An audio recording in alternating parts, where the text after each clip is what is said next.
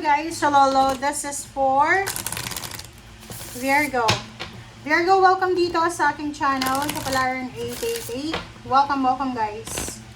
Alamin natin Virgo kung anong message, vibration, gabay, energy para sa inyong lahat. So, tingnan natin kung anong message ang kailangan nyong marinig. So, this is for the last 2 weeks of August 2026.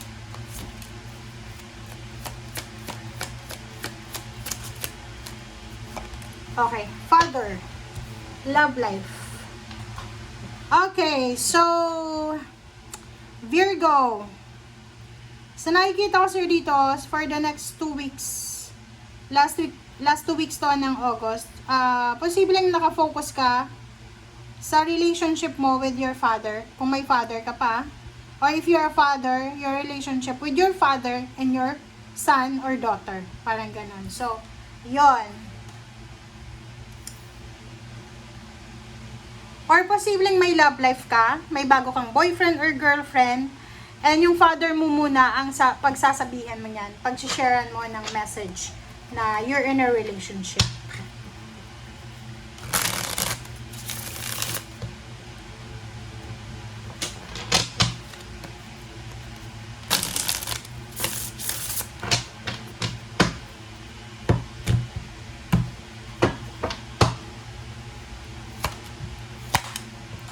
Alright, so 8 of Cups, Hierophant. Wow. Merong Virgo dito na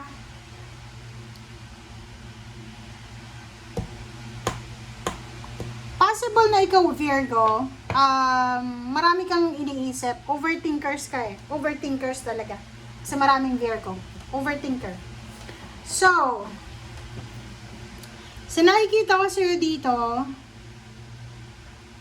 posible na plano mong umalis, plano mong mag-ibang bansa, plano mong mag-travel, pero yung father mo lang yung pinagsasabihan mo. Sinishare mo sa kanya yung plano mo, pero never mong sinishare sa iyong mother. So, nakikita ko sa'yo dito, you're looking for, or you're searching for your own happiness, for your own success, parang ganun. And, pakiramdam mo, yung father mo lang, yung kakampi mo sa lahat ng mga plano mo sa buhay.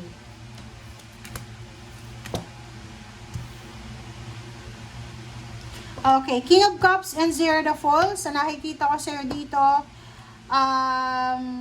bagong relationship, or kung ano man na plano mo dito. So, sa nakikita ko, you're supported talaga ng King of Cups. So, father ito.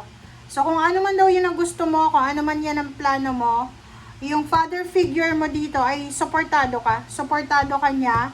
And, kapakanan mo lang ang gusto niyang mangyari sa'yo. So, kung ano man yan ang new beginnings, like gusto mong makipag-iwalay sa relationship mo, gusto mong magkaroon ng bagong relationship, gusto mong maghanap ng trabaho, gusto mong pumunta ng ibang bansa, or kano pa man, yung father mo lang ang nakakaintindi siguro sa'yo.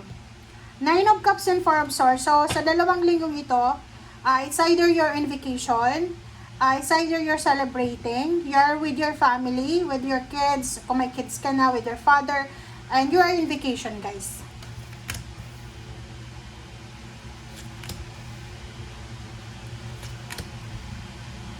Okay, Chariot and 6 of Swords. O, diba? So, nakikita ko sa'yo dito, isang exciting na travel.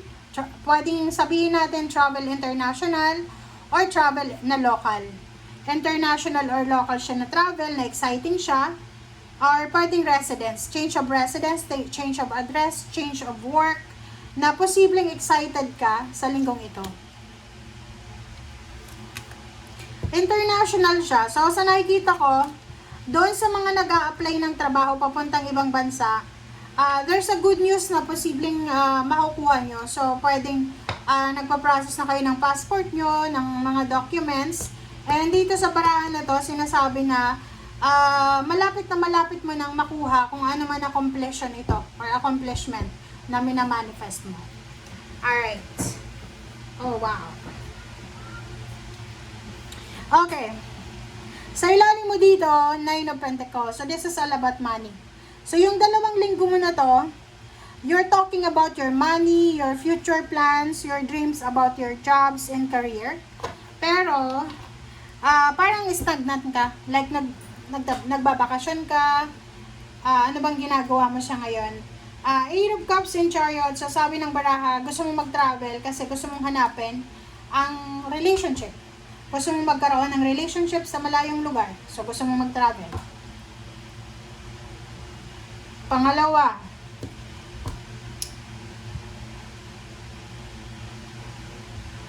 pakiramdam mo, wala kang kakampi.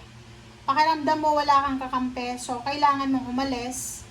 Parang I don't know, parang yun, aalis ka kasi hahanapin mo yung sarili mo. Aalis ka kasi hahanapin mo kung sino talaga yung magiging kakampi mo, parang ganun. And, kung yung tatay mo talaga, yung tatay mo ay sobra-sobrang proud at excited sa mga plano mo sa buhay.